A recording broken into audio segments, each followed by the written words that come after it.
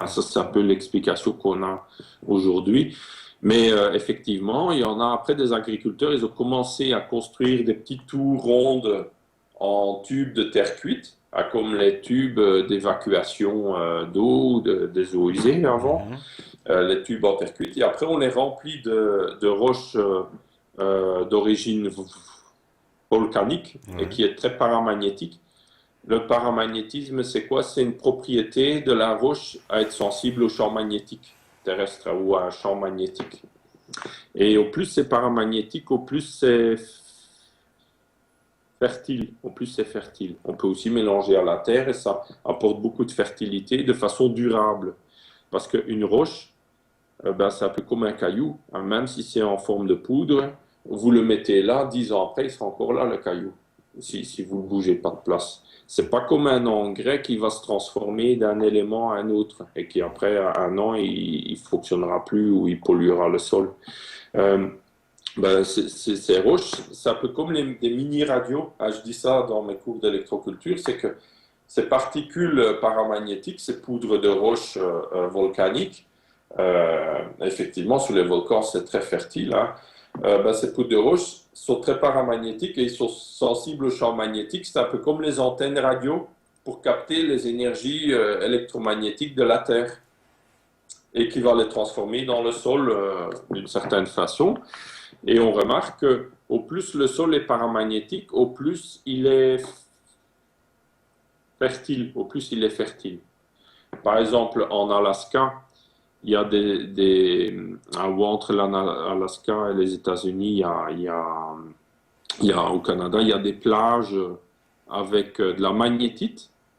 C'est une roche qui est très, très, très paramagnétique, hein, qui vibre au niveau paramagnétisme. Il y a des appareils de mesure. On peut mesurer 5000 CGS, hein, c'est l'unité de mesure. Ouais. Qu'un sol normal ici, érodé, il est peut-être à 50 CGS, hein, vous voyez la Ah différence. ouais.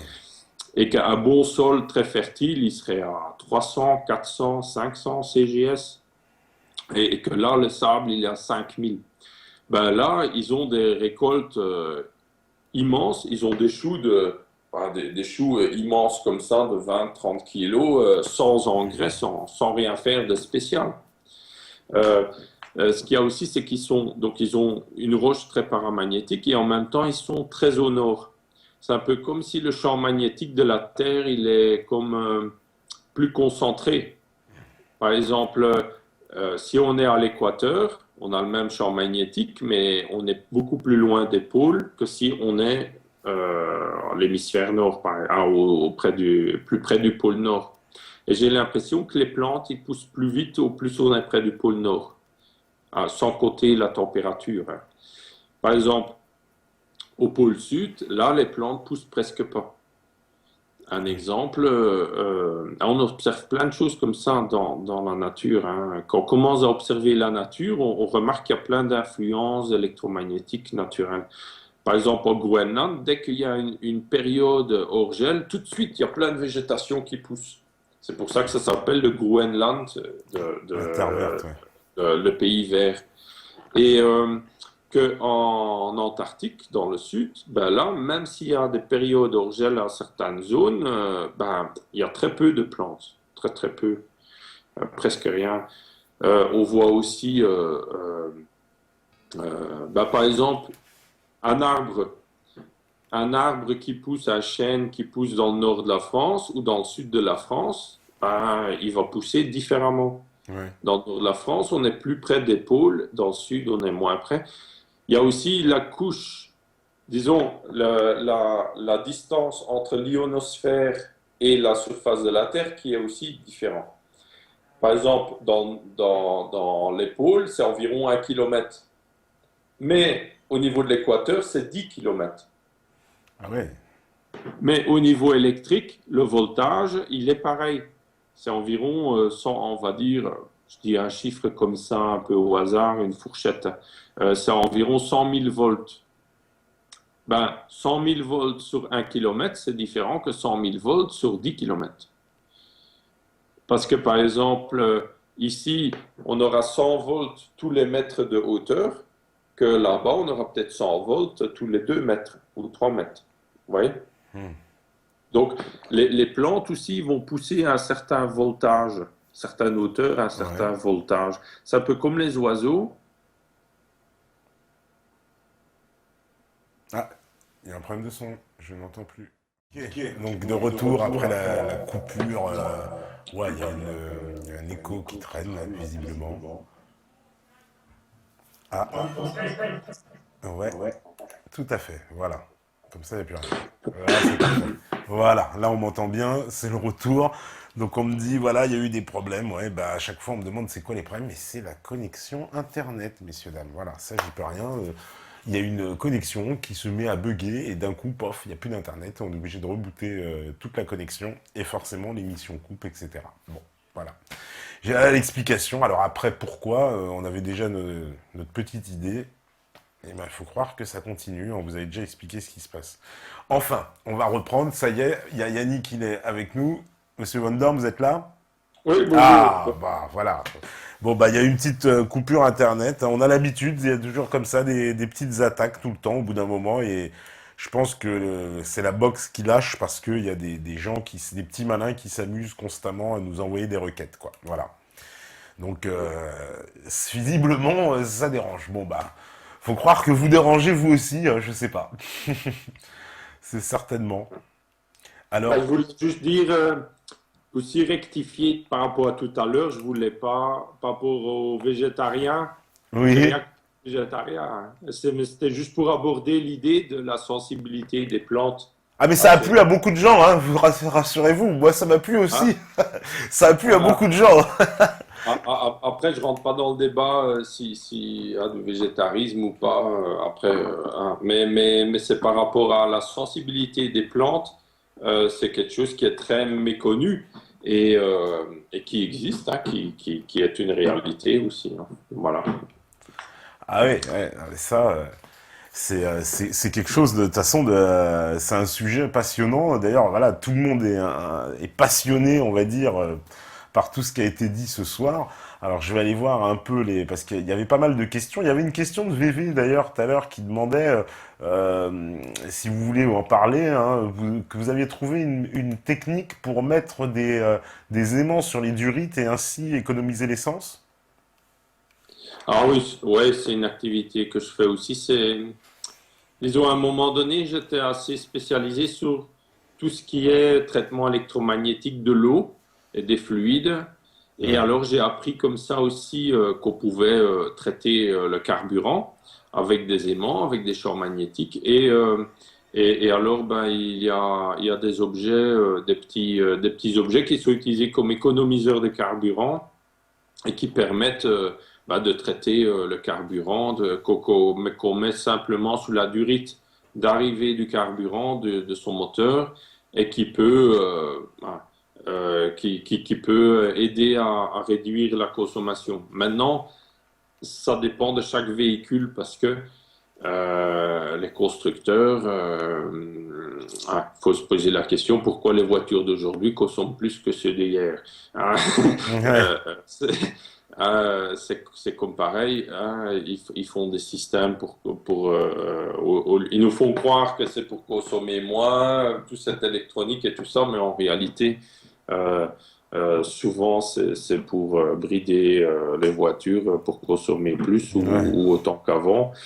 Euh, et parfois, les réglages mécaniques ou électroniques empêchent de consommer moins. Mhm. C'est un problème assez technique à expliquer, mais disons que l'économiseur de carburant magnétique, dans beaucoup de cas, on peut quand même réduire sa consommation.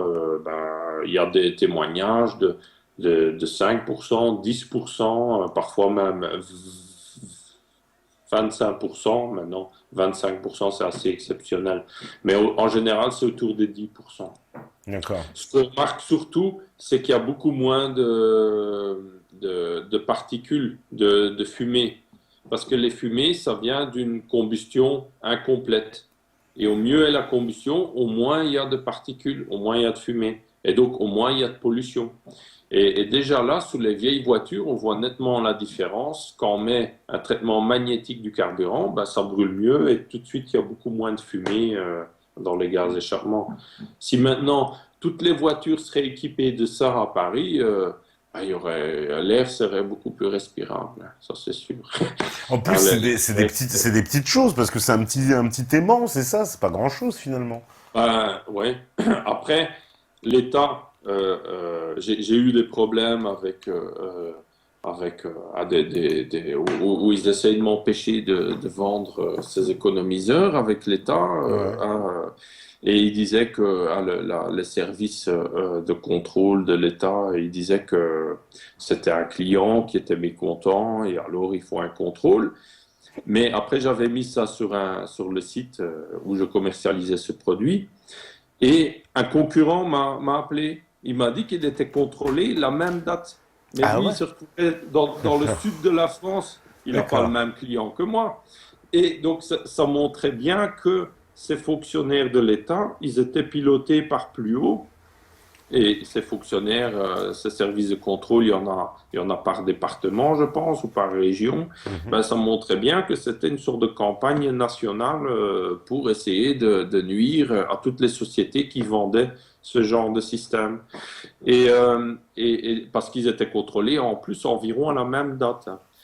Et après, ils épluchaient tout. Ils épluchaient vraiment toute la comptabilité, tout le site internet et ils essayaient de trouver toutes sortes de détails qui ne seraient pas en règle avec la loi et de faire des amendes, hein, un peu comme c'est assez triste. C'est un peu comme je disais que après, je vais être un peu cru, mais à un moment donné, il faut faire attention à ce qu'on dit aujourd'hui, surtout, hein.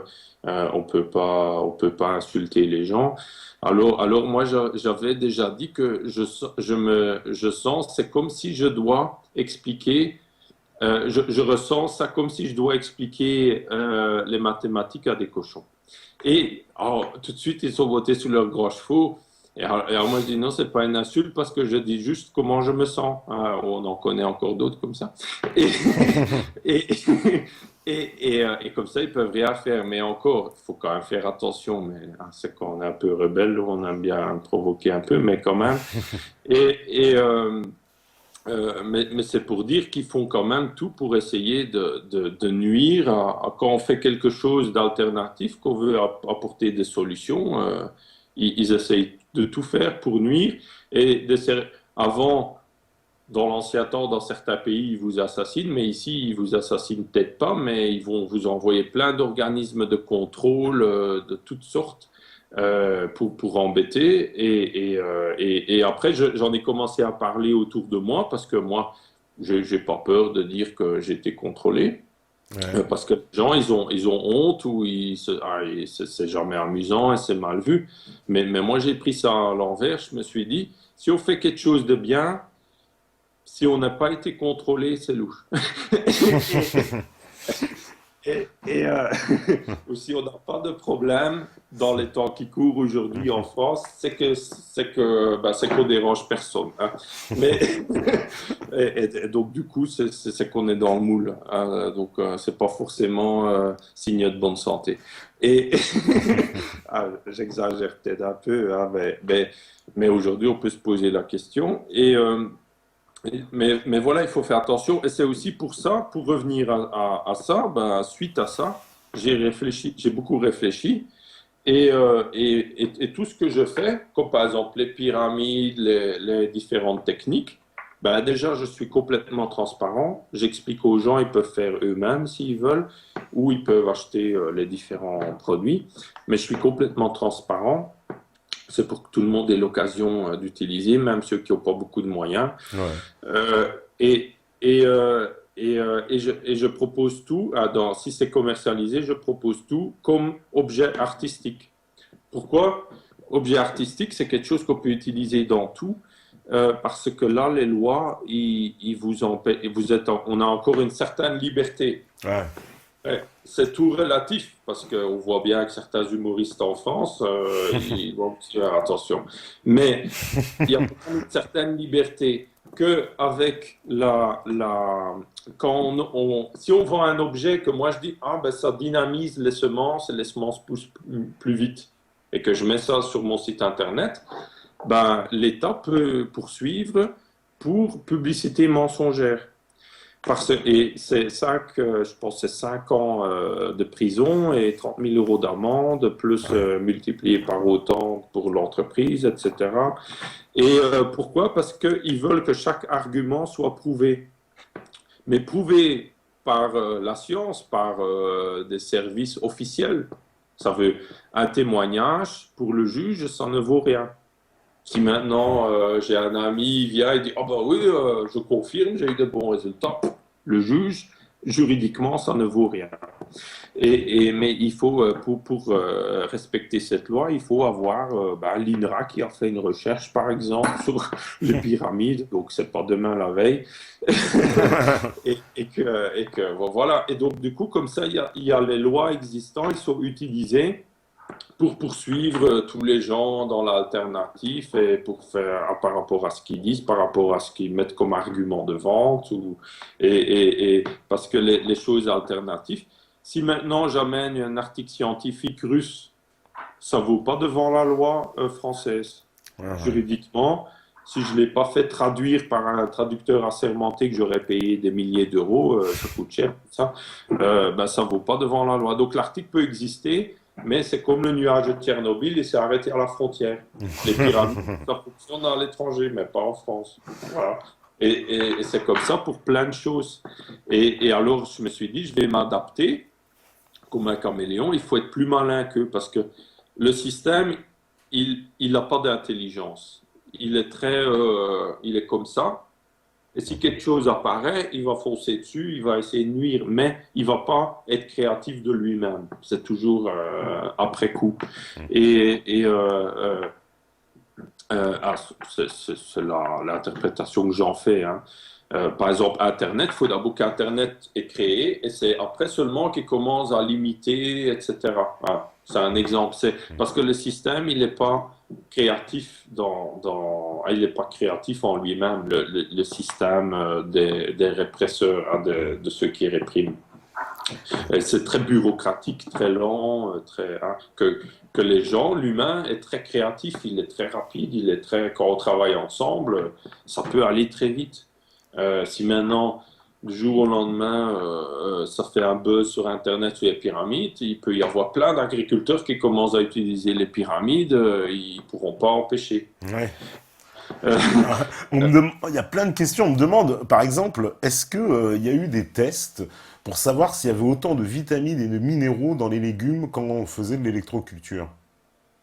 Oui, il y a une recherche très intéressante qui est une thèse de fin d'études de Martine Kerel, qui a fait des études à Angers, à l'université de pharmacologie. Elle est devenue pharmacienne comme ça, et elle a fait une thèse où elle a testé la technique d'électroculture avec l'antenne centrale, avec comme le paratonnerre au-dessus et un grillage autour, et elle a mis des plantes médicinales.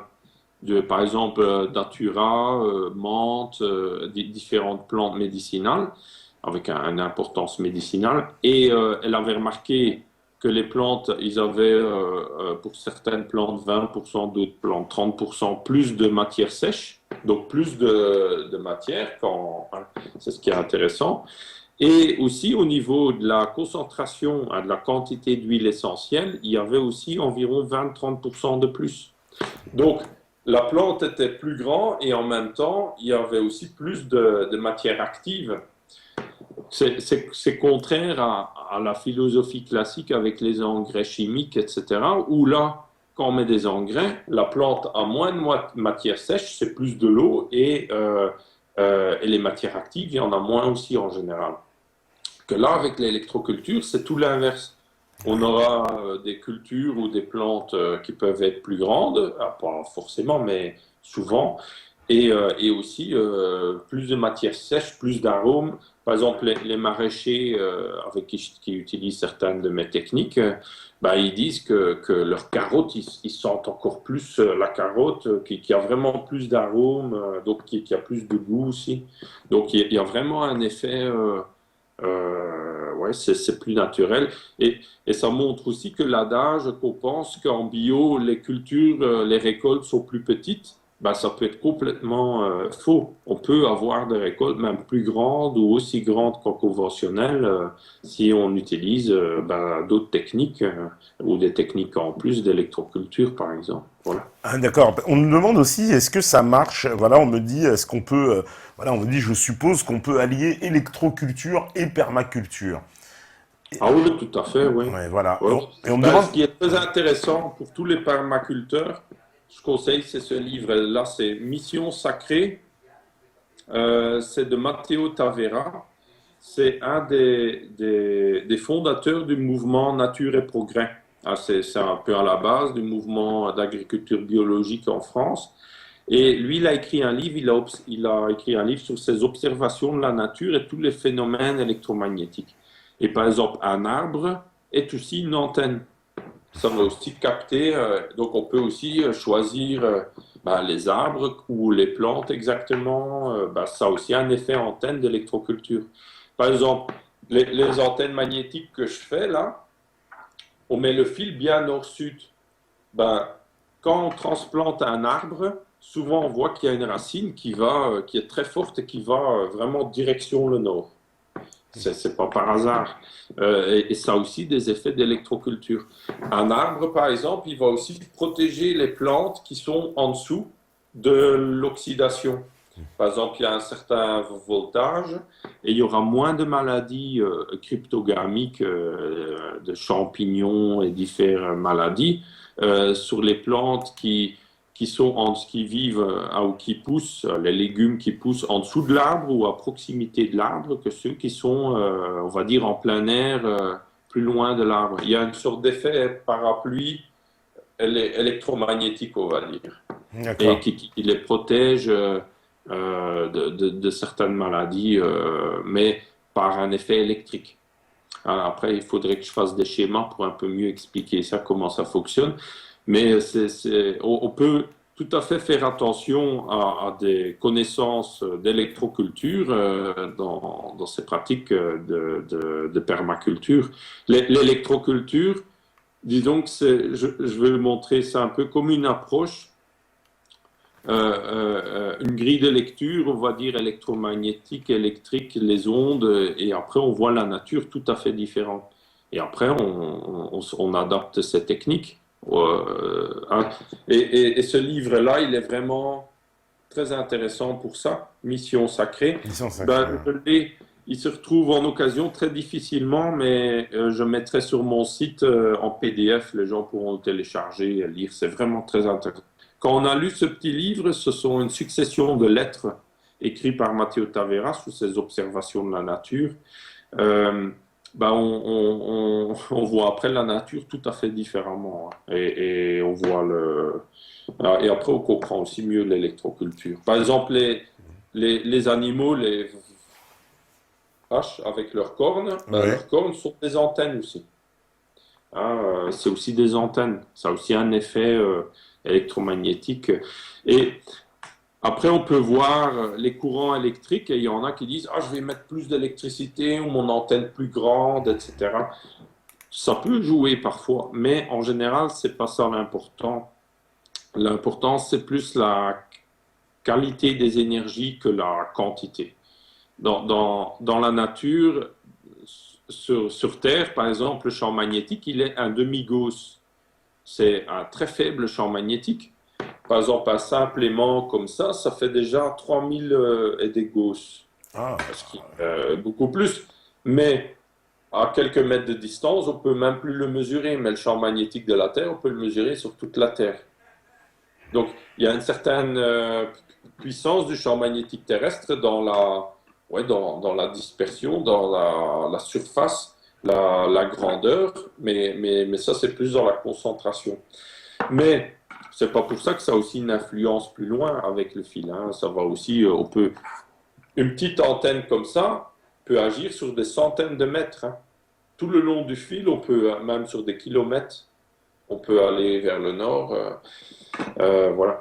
Maintenant, un arbre, quand on fait de l'électroculture, pour la permaculture, par exemple, ben, il faut faire attention où on met les antennes par rapport aux arbres, par exemple. Si on met des antennes type paratonnerre, comme un arbre a aussi un effet paratonnerre, ou qui communique des énergies entre le ciel et la terre et qui va capter certaines charges électriques, ben, l'antenne aussi. Donc, si on la met en dessous de l'arbre, ça fonctionnera presque pas. Il faudra mettre l'antenne à une certaine distance de l'arbre, du côté sud de préférence. Si on le met du côté nord, il n'y aura pas d'effet, pas beaucoup d'effet sur l'antenne même. Il y a plein de petites choses à faire attention. On voit aussi les zones, par exemple, si on a, ça peut expliquer certaines choses aussi, si on a une zone plus humide, avec un petit étang, et une zone plus sèche, ben, ça va créer des courants électriques entre les deux, entre un milieu plus réducteur, un milieu plus oxydant, ben, ça va créer des courants électriques qui vont aussi stimuler la végétation entre les deux.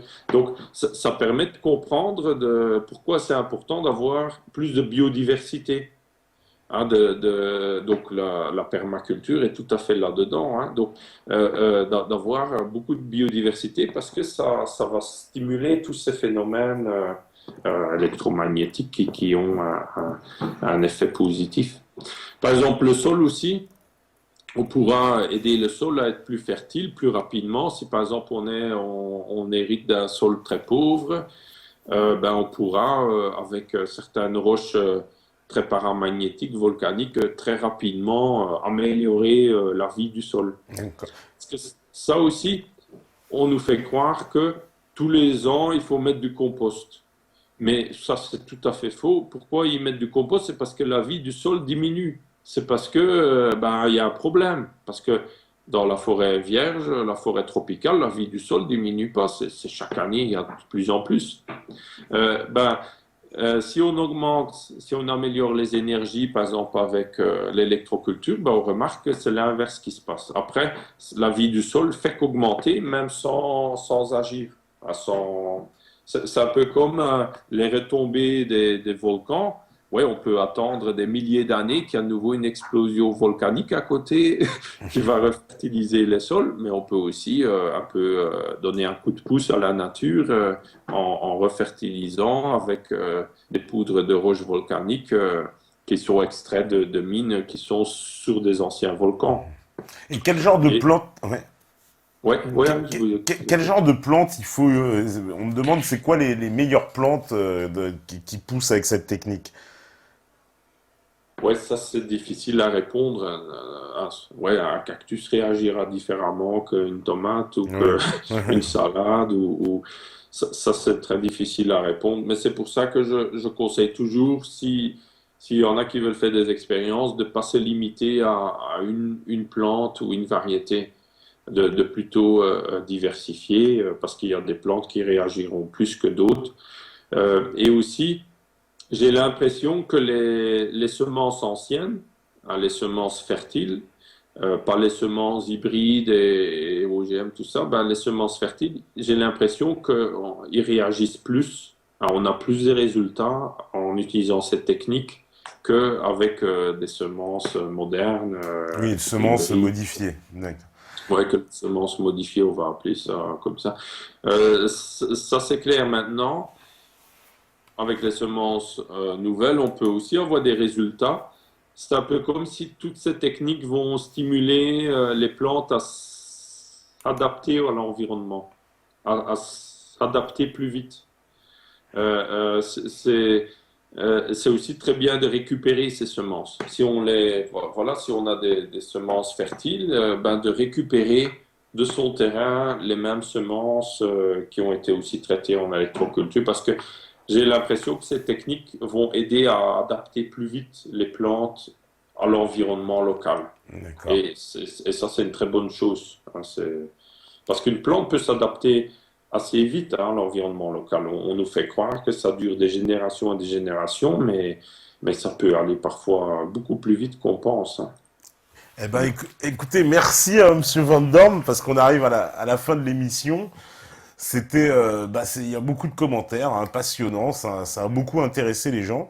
Et en plus, on a décidé justement j'ai envie de dire, d'appliquer votre technique à la lettre, puisque nous avons un petit potager, nous aussi, ici, dans les studios, pas loin. Et donc, on va mettre en place votre technique et on pourra suivre, voilà, comme ça, les, euh, les métanautes pourront en fait suivre au jour le jour, enfin au jour le jour, quand on filmera, et on filmera les résultats du potager avec l'application de vos techniques. Comme ça, on va tester véritablement, mettre en pratique nous aussi tout ce qui a été évoqué ce soir, et ce sera l'occasion de voir les résultats aussi par nous-mêmes. Bah, merci beaucoup, je vous souhaite tout le meilleur, hein. Donc on suivra, voilà, il va falloir qu'on révise toutes vos vidéos pour bien comprendre les techniques, en tout cas. Je ferai encore d'autres vidéos pour les métanautes. Je reçois beaucoup de questions aussi et beaucoup d'emails, même beaucoup trop, hein. Ouais. Je voudrais bien tous les répondre, mais j'arrive pas. Euh, les questions qui reviennent souvent, ils peuvent quand même envoyer leurs questions, qui n'hésitent pas, parce Ouais. que moi je fais alors je les garde et je vais faire de nouvelles vidéos aussi où je vais répondre aux questions. Et comme D'accord. ça profite tout de suite à tout le monde, que sinon je dois répondre à chaque fois à une personne et ça prend naturellement beaucoup plus de temps. Donc, et comme ça j'en fais profiter au plus grand nombre. Eh ben merci beaucoup. Bah en plus il y a plein de questions qui n'ont pas pu être posées. Bah voilà, les métanautes pourront aller vous les poser directement. En tout cas, c'était très intéressant et voilà, ça a beaucoup plu. Je le vois, il y a beaucoup de messages qui arrivent et eh ben merci beaucoup en tout cas pour cette soirée. C'était vraiment très très très intéressant. Ben, merci aussi, et ça, voilà, ça me fait très plaisir aussi de participer à l'émission, hein, de Meta TV. Et je pense que ben, le futur, c'est pour les chaînes alternatives. Bah, merci beaucoup en tout cas. Je vous soutiens à fond et voilà, c'est important de continuer tout ça. Ouais, voilà. Eh ben merci en tout cas, Monsieur Van Dorn, et voilà, bonne chance aussi pour la suite. Nous, eh ben on va se retrouver demain. J'oublie pas deux petites informations avant de vous laisser, très importantes, puisque demain il va y avoir deux manifestations. Il y en aura une donc le matin pour soutenir Maître d'Angléan. Donc ça c'est à 9 h, c'est boulevard du Palais. Donc puisqu'il est réattaqué hein, par Marie-Noëlle Tellier, encore une avocate qui s'en prend à Maître d'Angléan pour tenter de le faire taire, tenter de l'interdire. Donc demain, évidemment, rendez-vous au point Z à 9 h. Donc pour soutenir Maître d'Angléan, c'est 4-10 boulevard du Palais, à Métro Cité, vous savez, hein, le grand palais de justice. Donc rendez-vous au point Z, voilà, pour soutenir Maître d'Angléan, convoqué encore et encore pour une énième convocation, encore devant la justice. Et il y aura une autre manifestation, donc ça c'est sur BFM, enfin c'est devant BFM, c'est une manifestation pour la liberté d'expression qui est organisée donc par La Citadelle, La Razia et Wanted Pedo. Donc c'est La Citadelle apparemment l'organisateur de la manifestation et c'est à 19 h, c'est 12 rue d'Ouradour-sur-Glane dans le 15e. Je répète, donc manifestation pour la liberté d'expression euh, devant BFM, 12 rue d'Oradour-sur-Glane, dans le 15e, à partir de 19 h. C'est de 19 h à 21 h, organisé donc par la Citadelle, la Razia, pardon, la Razia et Wanted Pedo. Et justement, transition un peu, j'ai envie de dire, presque le hasard des synchronicités, puisque le BFM c'est rue d'Oradour-sur-Glane. J'en profite pour évidemment passer tous nos soutiens à Vincent Renoir, qui a été condamné à 2 ans de prison. C'est ce qui, semble-t-il, on m'annonce sur le chat. À ce moment même, voilà, et ben, en tout cas, tout notre soutien, puisqu'il était venu ici même dans l'émission il n'y a pas très longtemps. Voilà. Donc on en reparlera bien sûr, puisqu'on vient d'apprendre la nouvelle. Et on se retrouve Eh ben, demain, voilà. Donc, merci à tout le monde, tous les gentils. Aujourd'hui, ils étaient gentils, hein. D'Artagnan, G-Man, Balzac, Fatateur, Feusrail, Noël, Jaille, Le Buraliste, HH487, Monsieur Pringles, Dasdilly, François Terrien, Paysan Patriote, Raginwolf. Il y a Osiris, il y a Noël, Mistagab, Liberty, Titou, voilà, Piano Daddy. Hein, il y avait Séfi, il y avait le Ronin, il y avait Pierrot, voilà, il y a du monde. En tout cas, top, top, top. Vous savez très bien parce que si vous étiez là ce soir, que vous êtes tous fait électrocuter dans cette émission, il n'y a qu'une seule raison à ça. Vous avez entendu ce message, c'est que vous êtes la résistance. On se rejoint demain. Ciao, ciao tout le monde. Big up, gros bisous à tout le monde.